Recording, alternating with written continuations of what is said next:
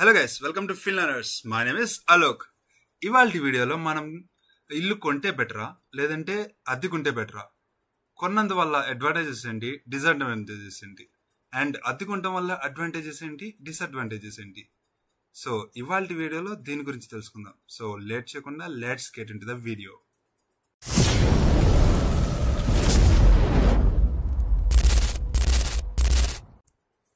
Welcome back guys.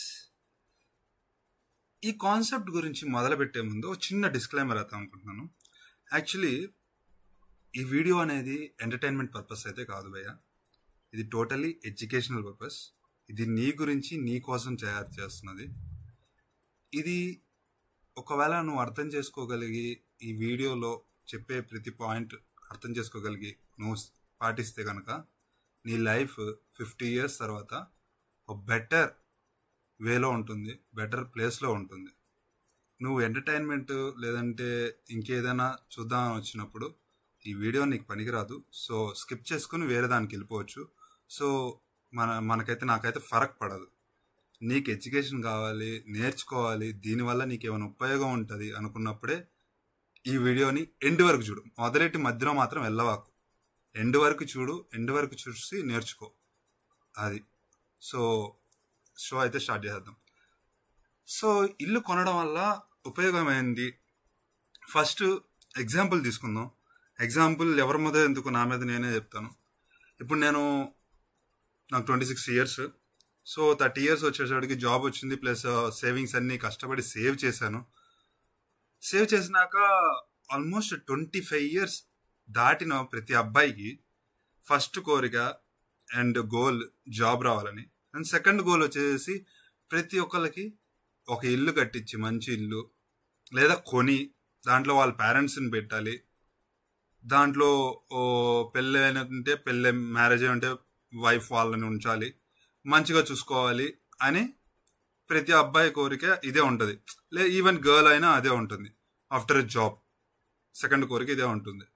కానీ 30 years తర్వాత మీరు జాబ్ చేస్తూ మీరు సేవింగ్స్ అన్ని పెట్టి కొన్న తర్వాత నెక్స్ట్ 20 years ఆర్ 30 years మీరు మీ కలల కోసం మీరు మిమ్మల్ని కోల్పోయి గొడ్డు చాకరీ చేస్తూ ఏదైతే లోన్లు తీసుకున్నారో వాటి కోసం పే చేస్తూ, వాటి కోసం వర్క్ చేస్తూ మీ జీవితం మొత్తం గడపాలి అని ఎంతమందికి తెలుసుంటుంది. తెలుసున్నా కూడా అయినా అదే తప్పు చేస్తారు. ఎందుకు? బికాస్ కొన్ని పర్స్పెక్టివ్స్ ఉన్నాయి వాటి వల్ల. అది రాబోతున్న వీడియోలో చెప్తాను. ఎందుకు కొంటారు, అసలు దానివల్ల ఉపయోగాలు ఏమున్నాయి మీకు బై చేస్తే అనేది. సో ఇప్పుడు ఎగ్జాంపుల్ నేను తీసుకుంటాను. నాకు 26 years 30 years వచ్చాడు, జాబ్ వచ్చింది. ఆ జాబ్ వచ్చిన తర్వాత నేనేం చేశానంటే నా సేవింగ్స్ అంతా, దాచిపెట్టిన సేవింగ్స్ అంతా తీసుకెళ్ళి ఒక ఇల్లు కొందాం అనుకున్నా. సో ఇప్పుడున్న మార్కెట్ ప్రకారం ఒక ఇల్లు వచ్చేసి double bedroom R triple bedroom flat వచ్చేసి, లేదంటే ఇల్లు వచ్చేసి ఆల్మోస్ట్ 50 to 60 lakhs పోతుంది. రౌండ్ ఫిగర్ 50 lakhs వేసుకుందాం. 50 lakhs ఇల్లు కొందామని చెప్పి నేను ఒక బ్రోకర్ దగ్గరికి వెళ్ళాను, హౌసెస్ అమ్మే వాళ్ళ దగ్గరికి వెళ్ళాను. వెళ్ళిన తర్వాత వాడేం చెప్పాడంటే, నా దగ్గర ఈ ఇల్లు వచ్చేసి డబుల్ బెడ్రూమ్ ఫ్లాట్ వచ్చేసి 50 lakhs అండి భయ్యా, 50 lakhs భయ్యా అని చెప్పాడు. 50 lakhs నా దగ్గర అంత లేవు, 10 lakhs ఉన్నాయి. సరే దానికి కూడా రెడీ ఏం చేశాను, 10 lakhs వాడికి డౌన్ పేమెంట్ చేశాను. డౌన్ పేమెంట్ చేస్తేనే మీరు చెప్పిన రోజులు మేము ఉంచుతామని వాళ్ళు చెప్పగానే సరే అని చెప్పి నేను డౌన్ పేమెంట్ 10 lakhs చేసి 2 months టైం అడిగాను. సో వాళ్ళు ఏం చేస్తారు, 2 months టైం ఇచ్చారు. ఈ లోపల నేను బ్యాంక్ వాడి దగ్గరికి వెళ్ళి నాకు ఇలా జాబ్ ఉంది, 1 lakh జాబ్ వస్తుంది, నా శాలరీ వచ్చేసి 1 lakh salary. So 1 lakh job వస్తుంది, నాకు శాలరీ వస్తుంది, జాబ్ చేస్తున్నాను, నాకు హోమ్ లోన్ కావాలి 40 lakhs అని అడిగాను. సో వాళ్ళు చెక్కింగ్ల మీద చెక్కింగ్లు చేసి ఇచ్చేసి నాకు లోన్ ఇచ్చారు. 40 lakhs లోన్ ఇచ్చారు. ఈ 40 lakhs లోన్కి 20 సంవత్సరాలు కట్టాలి, 30,000 చొప్పున ప్రతి నెల. అయినా నేను ఆ ఊపులో ఉన్నాను అనమాట. ఏంటి, ఇల్లు కొనాలి, ఇంట్లో వాళ్ళ పేరెంట్స్ని తీసుకెళ్ళి ఆ ఇంట్లో పెట్టాలి అని చెప్పి నేను ఆ ఊపులో ఉన్నా. సో నాకు అదేం కనబడట్లా. 1 lakh వస్తుంది కదా, నాకు ఏం ఫరక్ పడదు, కట్టేద్దాం, ఊపేద్దాం అనే దాంట్లోనే ఉన్నా. సో ఫరక్ పడలా నాకు. అప్పుడు నేనేం చేశాను, 40 lakhs తీసుకుని వచ్చేసి ఇల్లు తీసేసుకున్నా. ఇల్లు కొన్నాక అప్పుడు నాకు ఒక స్టేటస్ అనేది స్టార్ట్ అయింది ఫస్ట్ పాయింట్.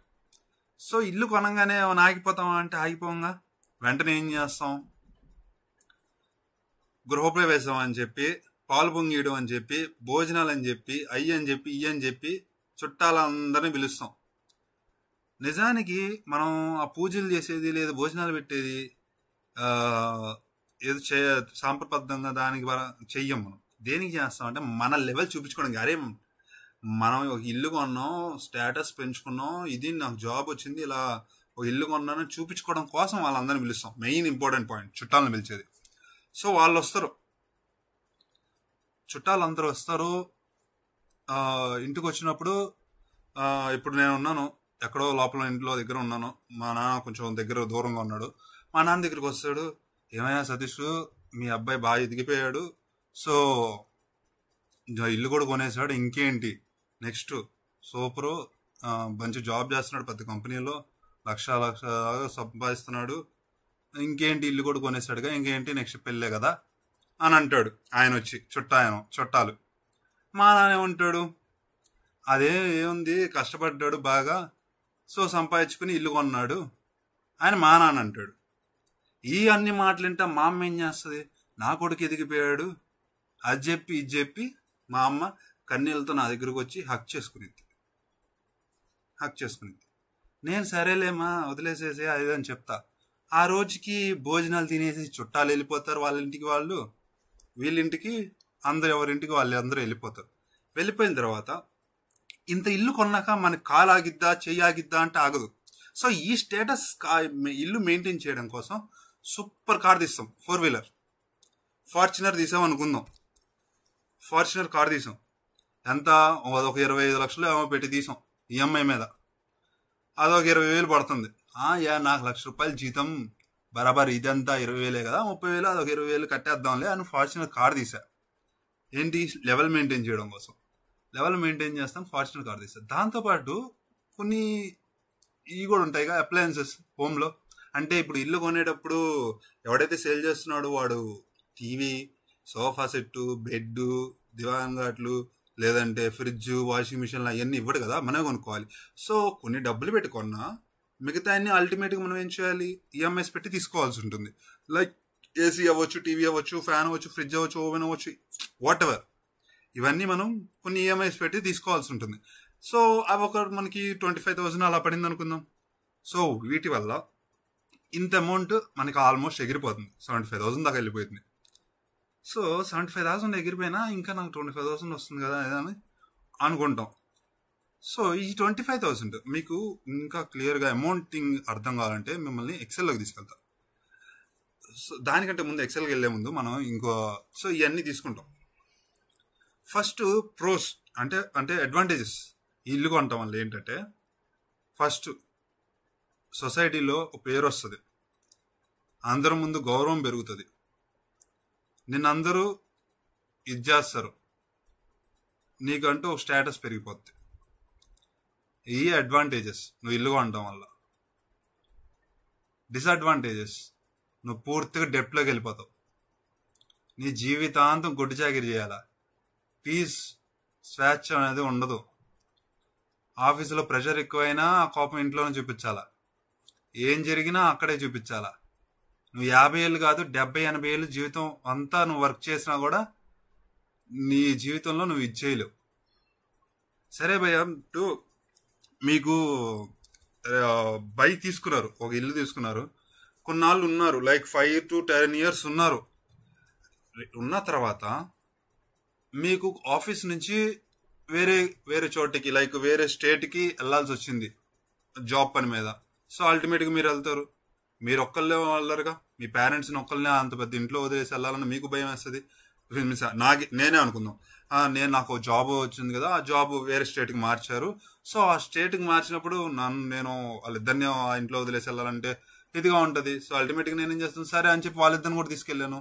వాళ్ళిద్దరిని తీసుకెళ్ళినప్పుడు అల్టిమేట్గా ఆ ఇల్లు ఖాళీగా ఉంటుంది. ఆ ఇల్లు ఖాళీగా ఉన్నప్పుడు నేనేం చేస్తాను, ఆ ఇల్లు ఖాళీగా ఉంచడం ఎందుకు, అనవసరంగా ఏదైనా రెంట్కి ఇద్దాం అని చెప్పి రెంటల్కి ఇద్దాం అనుకున్నాను. ఎంత ఇద్దాం అనుకున్నా ఆంధ్రప్రదేశ్లో 15,000 మ్యాక్స్, దాని వాల్యూ 50 lakhs, మాక్సిమం రెంట్ వచ్చేది 15,000. అంతకు మించి ఎవడు ఇవ్వడు, ఎవడు ఉండడు కూడా 15,000 మించి, ఎంత పెద్ద ఇల్లు అన్నా. ఒకవేళ హైదరాబాద్ అయితే 20 to 25,000. అండ్ ఇల్లు రేటు కూడా 50 lakhs ఉండదు భయ్య, ₹1,00,00,000 ఉంటుంది. ఎందుకంటే అది హైదరాబాద్, ఇది ఆంధ్రప్రదేశ్, రెండు చాలా తేడా ఉంటుంది. సో ఆంధ్రప్రదేశ్ కాబట్టి నేను 50 lakhs అన్నాను. ఒకవేళ హైదరాబాద్ అయితే ₹1,00,00,000 తీసుకోండి. దాని value double bedroom R triple bedroom flat are home value. And దాని రెంట్ వచ్చేసి 20 to 25,000 వేసుకోవచ్చు. ఈ ఆంధ్రప్రదేశ్లో వచ్చేసి 50 lakhs అండ్ దీని రెంట్ వచ్చేసి 15,000 మ్యాక్స్. అంతకంటే ఎక్కువ పోదు భయ్య, దానికి మించి ఎక్కువ ఊహించుకోమానండి. 15,000 కడతాడు. మీకు 15,000 కడుతున్నాడు ప్రతి నెల.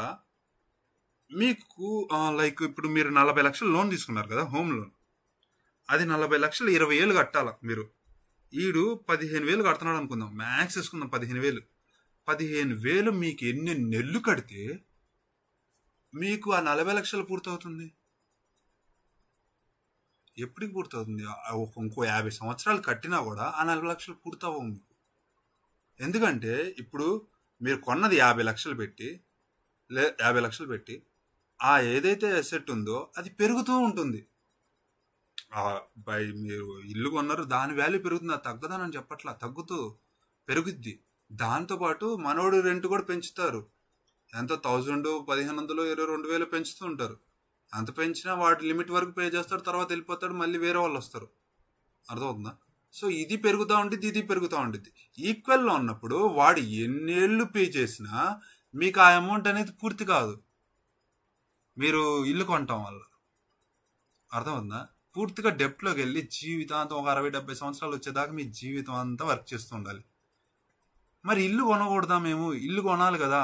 మరి ఇల్లు కొనకుండా ఎట్లా ఉంటాం అంటే, అరే ఇల్లు కొనొద్దని చెప్పట్లేదు భయ్య, ఇల్లు కొనాలి. కానీ దానికంటూ ఒక సర్కమ్స్టెన్సెస్ ఉన్నాయి, ఒక టైం ఉంది, ఒక కొన్ని పాయింట్స్ ఉన్నాయి. అవన్నీ ఫుల్ఫిల్ చేసినప్పుడు నువ్వు ఇల్లు కొనొద్దని ఎవడా అప్పుడు. ఇల్లు కొనాలి, ఇల్లు కొనకుండా ఎవడు ఉండొద్దు. యాక్చువల్లీ నేనైనా సరే నాకు ఉంది ఇల్లు కొనాలి, ఒక మంచి డ్రీమ్ హౌస్ కొట్టాలి, ఓ సూపర్ కార్. మీకు అందరికి చెప్పాను, ఫార్చునర్ అని. నా డ్రీమ్ కార్ అయితే ఫార్చునర్ కాదు, ల్యాంబోర్గిని ఐరస్. నాదైతే డ్రీమ్ కార్ అది కొనాలని నాకు కలలు ఉన్నాయి. బట్ ఒక సర్టన్ పాయింట్ ఉంది, ఆ సర్టన్ పాయింట్ తర్వాత కొనాలి. మరి అద్దింట్లో ఉంటే మా ఇది కదా, మా ఎన్నో ఏళ్ళు ఉంటాము. సో అది కూడా చెప్తాను, మీరు ఎలా సేవ్ చేసుకోవాలి అది అనేది చెప్తాను మీకు. అప్పుడు మీకు ఇంకా క్లియర్గా అర్థమవుతుంది. సో మీకు మళ్ళీ ఒకసారి ఎక్సెల్ షీట్లోకి తీసుకెళ్తాను. సో అప్పుడు మీకు ఇంకా క్లియర్గా అర్థమవుతుంది. సో ఇప్పుడు మనం చూసుకున్నట్లయితే మంత్లీ శాలరీ నాకు వచ్చేసి 1 lakh వస్తుంది, మీకు చెప్పినట్టు ఇందాక. Home loan 30,000 per year, 20 years కట్టాలి. పర్ మంత్కి 20 years కట్టాలి, 30,000 చొప్పున 40 lakhsకి. సో నాకు మిగిలేది 70,000. 70,000లో కార్ తీసుకున్న 25 lakhs అట్లా పెట్టి 20,000 అలా కట్టాలి 10 years చొప్పున, 10 yearsకి. సో 20,000, 25 lakhs అలా 20,000 ఎగిరిపోతుంది. అప్పుడు నా చేతిలో ఉండేది 50,000. 50,000లో నుంచి అదర్ ఈఎంఐస్ అంటే ఏంటి? అదే అప్లయన్స్ చెప్పే కదా, టీవీ, వాషింగ్ మిషన్, ఏసీ, అలాంటి ఈఎంఐస్ పెట్టి నేను ఏదో తీసుకున్నాను, గ్రేజర్ అని చెప్పి అన్ని తీసుకున్నాను. అవన్నీ 25,000 అయింది. క్రెడిట్ కార్డులు అవన్నీ కలిపి 25,000 అయింది. అది ఒక 3 to 4 మ్యాక్స్, అంతకు మించి ఎక్కువ ఉండదు కాబట్టి. అయినా 3 to 4 years కదా భయ్య, తర్వాత సేవ్ అవుతాయి కదా 25,000 అంటే. భయ్య ఎప్పుడు సేవ్ అవ్వు, ఎందుకంటే అవి అయిపోతున్నాయి అనగానే, ఏదైనా ఒక ఈఎంఐ అయిపోతుంది అనగానే ఇంకో ఈఎంఐ వస్తుంది ఖచ్చితంగా, అందులో no doubt. Middle class family అంతా అంతే, ఒకటి ఈఎంఐ అయిపోతుంది అనగానే ఇంకో ఈఎంఐ స్టార్ట్ అవుతుంది, అదంతే, అది ఫిక్స్. సో లాస్ట్కి 25,000 మిగులుతాయి మన చేతిలో. ఈ 25,000 ఏమైనా మిగులుతాయి అంటే మిగలబోయా, ఎందుకంటే హోమ్ ఎక్స్పెన్సెస్. ఇంట్లో పప్పు అయిపోయింది, ఉప్పు అయిపోయింది, అవి కొనాలిగా. ఉప్పుకి 25,000 అయిపోతాయంటే మిగతా ఎక్స్పెన్సెస్ ఉంటాయి కదా భయ్య. మెడికల్ ఇష్యూస్ వచ్చినాయి, దానికి కావాల్సి వస్తాయేమో, లేదంటే ఇంట్లో పెద్ద దానికి వాడాల్సి వస్తుంది. అండ్ నువ్వు పెద్ద కార్ కొన్నావు కదా, ఫార్చునర్ కార్, ఆ ఫార్చునర్ కార్కి పెట్రోల్ డీజిల్ పోయాలి కదా, దానికి డీజిల్ రేట్లు తెలుసుగా, వాటికి పోయాలా. అయ్యేమన్నా కాన్స్టెంట్గా నడుస్తుందంటే 25,000 ప్రతి సంవత్సరం 20 సంవత్సరాల దాకా అంటే కాదుగా. ఇన్ఫ్లేషన్ బట్టి ఆటోమేటిక్గా అవి కూడా మారిపోతూ ఉంటాయి. సో 25,000 నేను మ్యాక్స్ స్టడీ చేసా. ఒకవేళ 50,000 అయితే ఏం చేస్తాం, కట్టాలి, తప్పదు. జిఎస్టీ తెలుసుగా, ప్రతి దాని మీద మనం జిఎస్టీ కట్టాలా, సో తప్పదు. సో మనం ఎంత ఇన్కమ్ చూసుకున్నా 15,000 మనం రెంటల్కి ఇచ్చాం. 15,000కి ఇస్తే వాడు ఏం చేశాడు, ఒక వాడే ఉన్నాడు, టెనెంట్ ఎవడు మారలా, వాడే ఉన్నాడు. వాడు ఆల్మోస్ట్ నీకు 20 years ఉన్నాడు. సో 20 years ఉంటే అప్పుడు ఎంత వస్తుంది మీకు, ఆల్మోస్ట్ 30 lakhs దాకా వస్తుంది. ఇంకా మీకు ఇంకా 20 lakhs బాకీ ఉంది, ఇంకా 20 lakhs ఉంది. 20 years మీరు కట్టితే 15,000 మ్యాక్స్ చేసుకున్నా 30 lakhs వచ్చింది. ఇంకా 20 lakhs ఏమైంది భయ్యా, 20 years మీరు 40 lakhs పే చేశారు. 10 lakhs ఏమో మీ సేవింగ్స్ అంతా కష్టపడి, నా సేవింగ్స్ అంతా ఇచ్చేసిందంతా ఇచ్చేసాను, అది పోయింది, ఇదే పోయింది. 20 years పే చేసిన 30 lakhs వచ్చింది, 20 లక్షలు బొక్క నాకు. సో నేను ఇప్పుడు ఇల్లు కొనటం వల్ల ఇంకో 50 ఏళ్ళు కాదు 70 ఏళ్ళు దాకా నేను పని చేస్తూనే ఉండాలి. నాకు 70 ఏళ్ళు వచ్చేదాకా, ఇప్పుడు 20 ఏళ్ళు 26 years, సో 70 years వచ్చేదాకా నేను వర్క్ చేస్తూనే ఉండాలి. సో ఇల్లు కొనకూడదా అంటే ఇల్లు కొనాలి భయ్యా, దానికి సర్కమ్స్టెన్సెస్ ఉన్నాయి.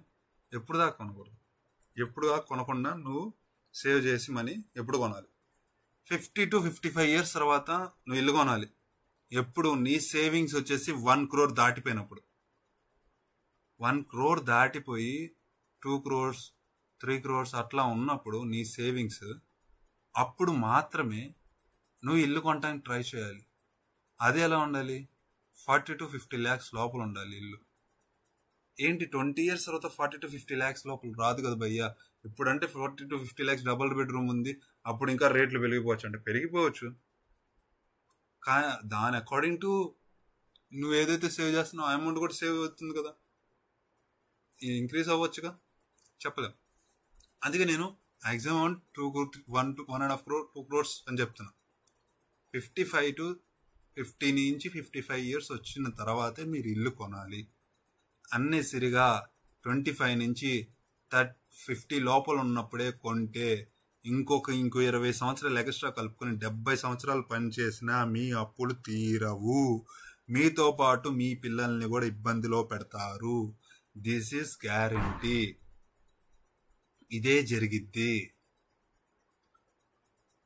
కాబట్టి మరి ఏం చేయాలి, రెంటల్ హౌస్ ఉన్నాయి మనకి. నువ్వు ఏదైతే 50 లక్షలు పెట్టుకొని 15,000కి రెంట్కి ఇస్తున్నావో అదే 15,000 రెంట్కి నువ్వు ఉండు. మీన్స్ నేనుంటా, ఎగ్జాంపుల్, సారీ నువ్వు కాదు, నేనుంటాను. ఎగ్జాంపుల్, అలోక్ అనే అబ్బాయి 50 లక్షలు పెట్టి ఇల్లు కొని, నేను ఇల్లు కొని 50 లక్షలు పెట్టి 15,000కి రెంట్కి ఇచ్చే బదులు నేనే 15,000 రెంట్కి తీసుకుంటా. ఒక ఇల్లు, డబుల్ బెడ్రూమ్ ఫ్లాట్ లేదా డబుల్ బెడ్రూమ్ ఇల్లు తీసుకున్నా 15,000 పెట్టి ఆంధ్రాలో. దాంట్లో మా అమ్మ ఉంటున్నారు, మా నాన్న ఉంటున్నారు, నేనుంటున్నా, జాబ్కి రోజు వెళ్ళొస్తున్నా ప్రశాంతంగా. నాకు ఇప్పుడు ఈ 20 years కట్టే పని లేదు. సో హోమ్ లోన్ లేదు, నాకు హోమ్ లోన్ లేదు. నేను కట్టాల్సింది ఇంటి రెంట్ 10,000 నేను కట్టాల్సింది. అప్పుడు 90,000 మిగిలిపోతుంది. ఎంత ఇది లేదనుకున్న కారు కొంటాం. నువ్వు ఉండే ఇంటి అద్దెలో మీన్స్ అద్దింట్లో అయినప్పుడు నువ్వు ఫార్చునర్ కార్ ఏం కొనవుగా, చిన్న కారు కొంటావు. మ్యాక్సిమం నేనైతే కొన్న భయ్యా, కార్ ఏం కొన్నాను, పెద్ద మంచి బైక్ వేసుకొని వెళ్తాను. వాళ్ళ కార్ కొంటే, కొంతమంది కొంటారు, వాళ్ళకి కొంటే maximum Suzuki i10 i20 like below 10 lakhs కొంటాను. దాని యొక్క వచ్చేసి మేము మ్యాక్సిమం 8 to 10 లోపల ఉంటుంది. మ్యాక్స్ వేసుకుందాం 10,000. Car EMI 10,000. సో 80,000 మిగిలిపోతుంది నాకు. ఇక్కడ 80,000 మిగిలిపోయినప్పుడు ఇక్కడ అదర్ ఈఎంఐస్ అది కామన్, 3 to 5 అనేది 25,000 అది కామన్. మామూలుగా నేను ఇక్కడ ఉన్నా అక్కడ ఉన్నా మీన్స్ సొంత ఇల్లు కొన్నా లేదంటే అద్దింట్లో ఉన్న 25,000 అయితే కామన్, అది కామన్గా పెట్టేద్దాం. సో 55,000 మిగిలిపోతుంది. ఈ హోమ్ ఎక్స్పెన్సెస్ 25,000 వేసాం. ఇప్పుడు అద్దింట్లో ఉంటున్నప్పుడు హోమ్ ఎక్స్పెన్సెస్ 25,000 అవ్వు. సొంత ఇంట్లో దానికి దీనికి చాలా తేడా ఉంటుంది. అద్దింట్లో తక్కువ అవుతాయి, ఎందుకంటే అద్దింట్లో ఉంటున్నాం, సేవ్ చేసుకోవాలి మనీ అనేది ఉంటుంది. సో అంత అవ్వదు. సో మ్యాక్సిమం నాకు తెలిసినంత మట్టికి 15,000, ఎందుకంటే మా అమ్మ అసలుకే చాలా బాగా సేవింగ్స్ చేస్తుంది, అసలు డబ్బులు అంత ఈజీగా ఖర్చు పెట్టదు. సో 15,000కి మించి పోదు నాకు తెలిసినంత మట్టికి. ఒకవేళ పోతుందంటే మ్యాక్సిమం 18,000. ఏమైనా హెల్త్ ఇష్యూస్ వచ్చి ఒకవేళ పోతే తప్పించి మ్యాక్సిమం 18,000 15,000 అనేది కూడా చాలా ఎక్కువ. మా మదర్ అయితే అంత దాటుతుందంటే వెళ్ళిపోండి ఇంట్లో నుంచి అనిద్ది. సో 15,000 మించి పోవు. సో 15,000 మించి పోవు కాబట్టి 40,000 మిగిలిపోతుంది. ఈ 40,000 ఏదైతే ఉందో ఇప్పుడు నాకు 40,000 వస్తుంది. ఈ 40,000 నేనేం చేస్తాను? సేవ్ చేయాలి. సో ఈ 40,000 సేవ్ చేయాలి కాబట్టి నేను ఏం చేయాలి? ఇప్పుడు నాకు ఐడియా వచ్చింది. తీసుకెళ్ళి బ్యాంక్లో వేద్దాం, సేవింగ్స్ డిపాజిట్. సో 6% మంత్లీ ఇస్తారు. సో 40,000 ఇంటూ 6% చాలా అవుతుంది. ఎంత అవుతుంది? 20 years కట్టాలి నువ్వు. సో చూద్దాం అది కూడా. 40,000 కదా, 6% అనుకుందాం.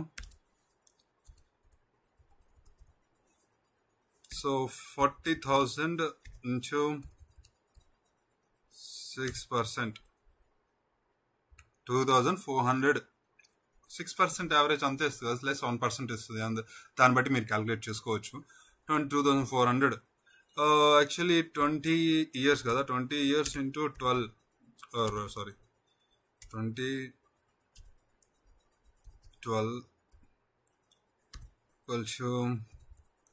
this into this. So 240 years, 240 months, 240 years కాదు, 240 months. సో ఇది ఇంటూ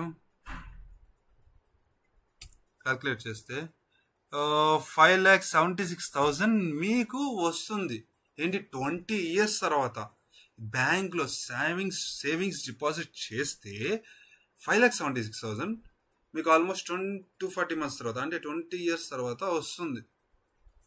5,76,000తో ఇల్లు కొంటాం అబ్బాయి మనం? నేనైతే కొనలేను. ఎందుకంటే 5,76,000 20 years తర్వాత అంటే పిల్లలకి ఎల్కేజీ ఫీజుకి యూకేజీ ఫీజుకి తప్పించి నాకు తెలిసి దేనికి రాదు 20 years తర్వాత. ఎందుకంటే ఎడ్యుకేషన్ అలా పెరిగిపోతుంది అమౌంట్ అనేది. సో రాదు. సో మరి ఎక్కడ పెట్టాలి, ఏం చేయాలి అంటే this is the part now comes అనమాట. సో మీకు మిగిలే 40,000ని 30,000 మ్యూచువల్ ఫండ్స్లో ఇన్వెస్ట్ చేయొచ్చు. మీకు ఇంకా క్లియర్గా అర్థం కావాలంటే ఇక్కడ 20,000 ఉంది, అక్కడ ఎస్ఐపి క్యాలిక్యులేటర్ ఇది. మంత్లీ మీరు లైక్ 29,000 వస్తుంది. వెయిట్, 30,000 చేస్తాను.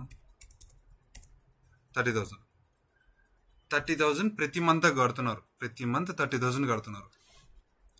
ప్రతి మంత్ 30,000.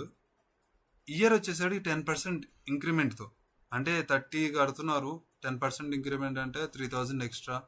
1 yearకి 3,000 ఎక్స్ట్రా, 33,000 కడుతూ పెంచుకుంటూ అలా వెళ్ళాలి ప్రతి ఇయర్. అలా 20 years. అలా మీరు 20 years 30,000 10% ఇంక్రిమెంట్తో 20 years కడితే మీరు ఇన్వెస్ట్ చేసేది 72 lakhs. రైట్, 72 lakhs ఇన్వెస్ట్ చేస్తున్నారు 20 yearsకి. మీకు ఎస్టిమేషన్ ఎంత వస్తుంది తెలుసా? 1,57,70,907 రూపీస్. 1,57,70,907 రూపాయలు మీకు ప్రాఫిట్ రూపంలో వస్తుంది 20 ఏళ్ళ తర్వాత. మొత్తం కలుపుకొని 2,29,70,907 రూపాయలు అక్షరాల. ఇవి మీకు వచ్చేది ఏంది 20 సంవత్సరాల తర్వాత. ఇంకా మీకు 30,000 ఇన్వెస్ట్ చేసింది 40,000 కాదు, 40,000 ఇన్వెస్ట్ చేయాలి, 30,000 ఇన్వెస్ట్ చేశారు. 10,000 ఉందిగా, అది డైరెక్ట్గా స్టాక్ మార్కెట్లో స్టాక్స్ మీద ఇన్వెస్ట్ చేయమని చెప్పట్లేదు మీకు. ఈటీఎఫ్స్ ఉంటాయి, ఈటీఎఫ్స్లో ఇన్వెస్ట్ చేయొచ్చు. ఈటీఎఫ్స్ అంటే ఏంటి, మ్యూచువల్ ఫండ్స్ అంటే ఏంటి అనేది అప్కమింగ్ వీడియోస్లో చెప్తాను. ఈ వీడియోలో అయితే చెప్పలేను. ఈ వీడియోలో చెప్తే కనుక ఇది ఆల్రెడీ 20 to 30 minutes అయింది. అది కాస్త ఇంకో 2-3 hours అయింది. సో అదంతా ఎక్స్ప్లెయిన్ చేసేవాడికి మీకు బోరే కొట్టేసిద్ది. సో అదంతా ఇవ్వాలి, ఈ వీడియోలో వద్దు. సో మ్యూచువల్ ఫండ్స్ అంటే ఏంటి, ఎలా పెడతారు, ఎలా క్యాలిక్యులేట్ చేస్తారు అవన్నీ అది తర్వాత చెప్తాను. అండ్ ఈటీఎఫ్స్ కూడా కొంచెం తర్వాత చెప్తాను. బేసిక్ ఈటీఎఫ్లో పెట్టుకోవచ్చు. అవన్నీ స్టాక్ నిఫ్టీ 50 ఆపరేట్ అవుతూ ఉంటాయి స్టాక్ మార్కెట్లో. సో దాంట్లో పెట్టుకోవచ్చు 10,000 తీసుకెళ్ళి. అది మీకు ఒక టైంకి పడ్డా తర్వాత పెరుగుతుంది అల్టిమేట్గా మీకు. ఇప్పుడు మీరు చూసుకుంటే, మీరు స్టాక్ మార్కెట్లోకి వెళ్ళి చూసుకుంటే నిఫ్టీ కానీ బ్యాంక్ నిఫ్టీ కానీ 2008 ఎంత క్రాష్ వచ్చిందంటే హెవీ క్రాష్ వచ్చింది మనకి 2008లో. సో మీకు చూపిస్తాను అది కూడా.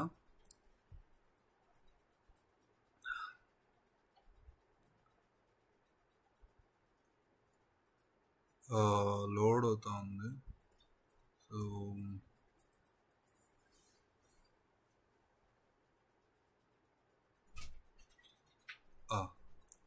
actually I got shit, I think logged out అయింది. సరే, మీరు ఒకసారి వెళ్ళి చెక్ చేసుకుంటే 2008లో మనకి మార్కెట్ అనేది బాగా క్రాష్ అయింది.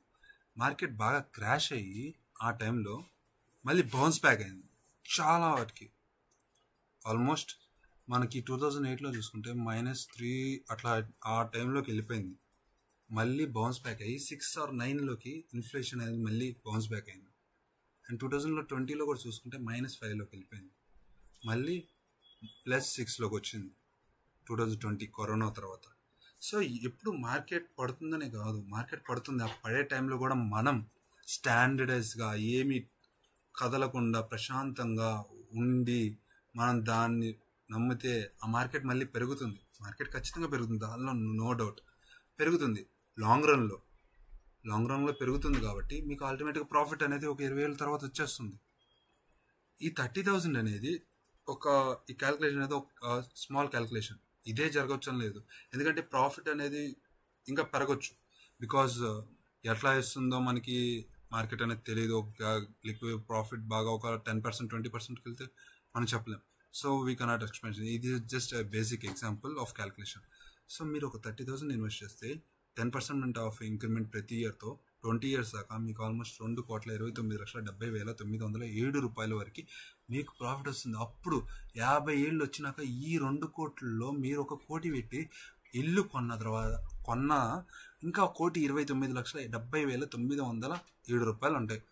వాటిని మీరు సేవింగ్స్ మీన్స్ బ్యాంక్లో అప్పుడు 6%కి వేసిన ప్రతి ఇయర్ నాకు ఇంత బ్యాంక్లోకి వేసి ప్రతి మంత్ నాకు వాడుకోవడానికి ఇన్కమ్ కావాలన్నా కూడా మీకు అల్టిమేట్గా వాడేస్తాడు. అప్పుడు అల్టిమేట్గా మీకు 2 lakhs 3 lakhs వస్తాయి. ప్రశాంతంగా మీ జీవితాన్ని సాగించవచ్చు. 50 ఏళ్ళ తర్వాత మీరు జాబ్ చేయాల్సిన అవసరం లేదు. ప్రశాంతంగా హ్యాపీగా రిటైర్మెంట్ అయిపోయి మీ లైఫ్తో మీరు హ్యాపీగా జీవిస్తూ ఉండొచ్చు. అండ్ ఒకవేళ కాదు, మీ పిల్లలకి హైయర్ స్టడీస్కి పనికొస్తాయి, లేదు వరల్డ్ టూర్ వేద్దామనుకుంటున్నారు, పనికొస్తాయి ఈ డబ్బులు. అండ్ మీరు ఏదైతే 10,000 పెడుతున్నారు చూసా, అక్కడ కూడా ఇన్కమ్ ప్రొడ్యూస్ అవుతుంది. లైక్ అక్కడ స్టాక్ మార్కెట్ మీద బేస్ అయి ఉంటుంది, అది ఇన్కమ్ వచ్చే బేస్ అయి ఉంటుంది. సో 10,000 ప్రతి మంత్ ఇన్వెస్ట్ చేసుకుంటూ మీరు ఒక 20 years వెళ్ళారంటే అక్కడ కూడా మీకు ఇక్కడే చూద్దాం అది కూడా 10,000 లైక్ ఇదేమి మార్చు తీసేద్దాం 0. సో 24 lakhs, ఆల్మోస్ట్ 10,000 20 years మీరు కానీ ఇచ్చేస్తే 1% ఇది ఉంది కాబట్టి, ఇది లేదంటే 20 lakhs 10 years 24 lakhs మీరు ఆల్మోస్ట్ 24 lakhs మీరు 20 years ఇన్వెస్ట్ చేస్తారు. ఇన్వెస్ట్ చేస్తే మీకు దాంతోపాటు ప్రాఫిట్ వస్తుంది. అవి ఇంకొక 20-30 lakhs or 40 lakhs. So totally 40-50 lakhs అల్టిమేట్గా. అప్పుడు 3 crores అలౌండ్ అయిపోతుంది. అల్టిమేట్గా మీకు 3 crores to 3.5 crores అయిపోతుంది. మీరు అప్పుడు దాన్ని సేవింగ్స్ అకౌంట్లో ఇన్వెస్ట్ చేసుకొని ప్రతి మంత్ ఇది చేసుకోవచ్చు. తర్వాత సేవింగ్స్ అకౌంట్ ప్లస్ మీరు వరల్డ్ టూర్కి వెళ్ళొచ్చు, కార్ కొనంటే కార్ కొనవచ్చు. ప్రతిదీ మీకు యూజ్ అవుతుంది 50 years తర్వాత. ఈ పాయింట్స్ ఇస్తే 50 or 55 years తర్వాత ఒకవేళ కానీ మీరు ఇప్పుడే స్టార్ట్ చేస్తే కనుక ఖచ్చితంగా చెప్తున్నా భయ్యా, నెక్స్ట్ 70 ఏళ్ళు జీవితాంతం బాధపడాల్సిందే. ఫస్ట్ ఎప్పుడైతే ఇల్లు కొంటామో చుట్టాలు వస్తారు, వాళ్ళు వచ్చి ఏమయ్యా సతీష్ మీ అబ్బాయి ఇల్లు కట్టించాడు, ఇంకేంది అంతా అయిపోయింది, సెటిల్ అయిపోయాడు, ఇంకా పెళ్ళి ఒకటే ఉంది అంటాడు వాళ్ళ చుట్టాలు. మీ నాన్నతో మనం ఏంటంటే పెళ్ళి అంటున్నారు, అత్త అంటున్నారు, ఇత్త అంటున్నారు, సో అని చెప్పి చెవులు ఇరికించుకొని వింటాము. తర్వాత వాళ్ళంతా వెళ్ళిపోతారు. తర్వాత 1 నెల 2 నెలలు 3 నెలలు తర్వాత నుంచి ప్రెషర్ స్టార్ట్ అవుతుంది భయ్య. అసలు వేరే లెవెల్లో ఉంటుంది. ఆఫీస్లో ప్రెషరు, దానికి తగ్గట్టు ఇంట్లో ప్రెషరు, అన్ని ప్రెషర్లు తట్టుకోలేక పిచ్చెక్కిపోతుంది. నువ్వు డబ్బులు ఏం కడతానో సున్నా, నీ చేతికి ఏం రాదు, అన్నీ అయిపోతూ ఉంటాయి. కాబట్టి నేను చెప్పేది ఏంటంటే ఇల్లు కొనాలి అనే ఏమన్నా ఐడియా ఉంటే 25 years నుంచి 50 years లోపల ఉన్న వాళ్ళు ఎవరైనా సరే, అంకుల్, ఆంటీ ఆర్ ఎవరైనా బ్రదర్ ఆర్ సిస్టర్ ఎవరైనా సరే, మీకు ఇల్లు కొనాలనే ఏమన్నా ఒక ఆలోచన ఉంటే దయచేసి మానేసేయండి. మానేస్తేనే మీ జీవితం 50 years తర్వాత చాలా బాగుంటుంది. ఒకవేళ లేదు కష్టం కొంటానంటే మీరు ఫిక్స్ అయిపోండి. నెక్స్ట్ ఇంకొక 20 సంవత్సరాలు ఎక్స్ట్రా యాడ్ చేసుకుని 70 సంవత్సరాలు మీరు జాబ్ చేస్తుంటే తప్ప అది తీరదు. అదైతే కన్ఫర్మ్. అది మీకు ఒకవేళ స్టార్టప్ పెట్టి కొత్త బిజినెస్ చేద్దామన్నా అది కూడా అవ్వదు. మీ కళలన్నీ మూసి నదిలో తొక్కేయడమే, అర్థమైందా? సో కాబట్టి మీకు బై చేయాలా లేదంటే ఇల్లు రెంట్ తీసుకుంటే బెటరా అనేది మీకు క్లియర్గా అర్థమై ఉంటుందని నేను అనుకుంటున్నా. ఇంత కష్టపడి మీ కంటెంట్ చెప్పింది ఎందుకంటే మీకు అర్థం చేసుకుని మీరు మీకోసం చెప్పాను భయ్య, నీకోసం, నీకు అర్థం కావాలి, నీ ఫ్యూచర్ బాగుండాలి అని చెప్పాను. ఎందుకంటే 50 years తర్వాత మ్యాక్సిమం మీకు ఒక విషయం చెప్పాలంటే మ్యూచువల్ ఫండ్స్లో కావచ్చు లేదా ETF స్టాక్ మార్కెట్లో అవ్వచ్చు, మన ఇండియాలో మ్యాక్స్ 17% మాత్రమే తెలుసు ఇన్వెస్ట్ చేయడానికి. 17% మాత్రమే మ్యూచువల్ ఫండ్స్లో అవ్వచ్చు, స్టాక్ మార్కెట్ ఇంకా ఒక 4 to 5% మాత్రమే, అంతకు మించి కూడా లేదు. మ్యూచువల్ ఫండ్స్లో 17% మాత్రమే. అది ఈ మధ్య కాలంలో పెద్ద పెద్ద యాక్టర్స్ ఆర్ క్రికెటర్స్ ఇచ్చేస్తున్నారు కాబట్టి అలా తెలుసుకుని తెల్లగా చేస్తున్నారు. అంతకుముందు అది కూడా తెలియదు. కరోనాకు ముందు స్టాక్ మార్కెట్ అంటే తెలియదు, మ్యూచువల్ ఫండ్స్ అంటే తెలియదు, ఏం తెలియదు. ఇప్పుడు పెరుగుతుంది. 17% ఇన్వెస్ట్ చేస్తున్నారు. 17% మెంబర్స్ మాత్రమే, 100కి 17%. అదే మిగతా కంట్రీస్ US కానీ అవన్నీ చూసుకుంటే ఆల్మోస్ట్ 100లో 80% to 90% ఇన్వెస్ట్ చేస్తున్నాయి. వాళ్ళు ఎందుకు అంత మనీలో అంత వెల్ ఎడ్యుకేటెడ్, అంత ఇదిగా మనీ అనేది వాళ్ళకి ఏం జనరేట్ అవుతుందంటే వాళ్ళకి ఇన్వెస్ట్మెంట్స్ ఎలా చేయాలో తెలుసు, ఎక్కడ ఏది పెట్టాలో తెలుసు. మనకి అది తెలియదు. మనకి ఏదైనా ఉంది అంటే మనం చూపించుకోవడం కోసం డబ్బుని ఖర్చు పెడదాం. అర్థమైందా? డబ్బులు ఎలా సంపాదించాలి అనేది కాదు, డబ్బులు ఎలా సంపాదించి ఎలా ఖర్చు పెట్టాలి, ఎలా ఎంజాయ్ చేయాలని కాదు ఇంపార్టెంట్. ఇక్కడ డబ్బులు ఎలా సంపాదించాలి, ఆ సంపాదించిన దాన్ని ఎలా దాచిపెట్టి నువ్వంటూ ఏంటో తెలిసేలా చెప్పాలి. అంతే తప్ప ఆడవడు మాట్లాడుకుంటాడు మన గురించి, వీడెవడో గొప్ప చెప్తాడు మన గురించి అని చెప్పి కాదు. అర్థమవుతుందని నేను అనుకుంటున్నా. So guys, this is all for the day. ఇంకా ఇప్పటికే చాలా సోర్స్ చెప్పేసాను, చాలా మందికి బోర్ కూడా కొట్టేసి ఉంటుంది. సో ఇది వచ్చేసి ఎడ్యుకేషనల్ కంటెంట్ గైస్. నేను ఇలానే చెప్తా, ఎడ్యుకేషనల్ కంటెంట్ మీరు నేర్చుకుంటే బాగుపడతారని చెప్తున్నా. సో తెలుసుకోండి, నీకోసం చెప్పింది ఇప్పుడు దాకా నేను. కాబట్టి మీకు ఇంతవరకు చెప్పిన కంటెంట్లో మీకు ఎక్కడైనా సాటిస్ఫైడ్ అయ్యాను, నేను కరెక్టే, నేను తప్పు చేస్తున్నాను, ఇలా చేస్తే నా లైఫ్ అనేది బెటర్ ఉంటుంది, అవును నిజమే చేద్దాం ఇలా అని ఒక్కసాటన్నా మీకు అనిపించినట్లయితే నా కోసం ఒకే ఒక చిన్న పని, సబ్స్క్రైబ్ చేసుకోండి, లైక్ చేయండి, షేర్ చేయండి. ఎవరైతే ఇల్లు కొందాం అనుకుంటున్నారో వాళ్ళందరికీ షేర్ చేయండి. వాళ్ళకు కూడా ఎడ్యుకేషన్ నేర్పించండి. అండ్ మీ పిల్లలకి మెయిన్గా మీ పిల్లలకి నేర్పించండి. వాళ్ళు నేర్చుకుని ఫినాన్షియల్గా నాలెడ్జ్ తెచ్చుకుని వాళ్ళు ఎదుగుతారు, వాళ్ళతో పాటు చుట్టుపక్కల వాళ్ళకి ఎదిగిస్తారు. సో నేను చెప్పేది ఏంటంటే మీరు వాళ్ళని ఎదిగించేలా చేయండి, వాళ్ళకి ఇచ్చేయండి, మీ ఫ్రెండ్స్ అండ్ ఫ్యామిలీ మెంబర్స్కి షేర్ చేయండి. వాళ్ళలో కూడా ఒక ఇది తీసుకురండి, మీరు చేసే తప్పు ఇలా చేయండి, జీవితంలో ఇదవుతారు అని చెప్పి మీ ఫ్యామిలీ మెంబర్స్ కూడా షేర్ చేయండి, అవేర్నెస్ తీసుకురండి. So that's all for the day guys. Thank you. Bye bye.